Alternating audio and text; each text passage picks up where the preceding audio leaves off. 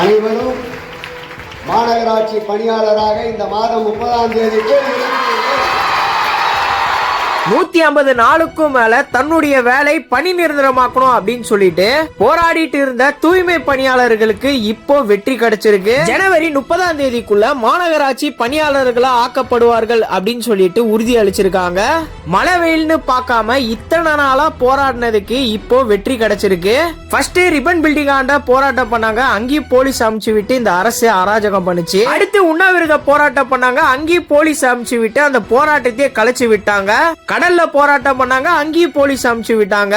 கடைசியா கூவத்துல போராட்டம் பண்ணாங்க, அதுல ஒருத்தருக்கு இன்ஃபெக்ஷன் ஆகி இறந்தே போயிட்டாரு. 150 நாளா இத்தனையும் நடந்து, அதுவும் இப்ப எலெக்ஷன் வரப்போகுது, அதனால இத பண்றாங்களா தெரியல. இத ஸ்டார்டிங்ல பண்ணிருக்கலாமே. இத்தனை நாளா மழை வெயில்னு பார்க்காம போராடினவங்களை இந்த அரசு கண்டுக்காம தான் இருந்துச்சு. எலெக்ஷன் வரதுனால பண்றாங்களா தெரியல. ஆனா இத்தனை நாளா போராடினதுக்கு, அந்த போராட்டத்துக்கு இப்போ வெற்றி கிடைச்சிருக்கு. நீங்க இத பத்தி என்ன நினைக்கிறீங்க அப்படின்னு சொல்லிட்டு உங்களுடைய கமெண்ட்ஸை கமெண்ட்ல சொல்லுங்க. இந்த வீடியோ முடிஞ்ச அளவுக்கு நிறைய பேருக்கு ஷேர் பண்ணி விடுங்க.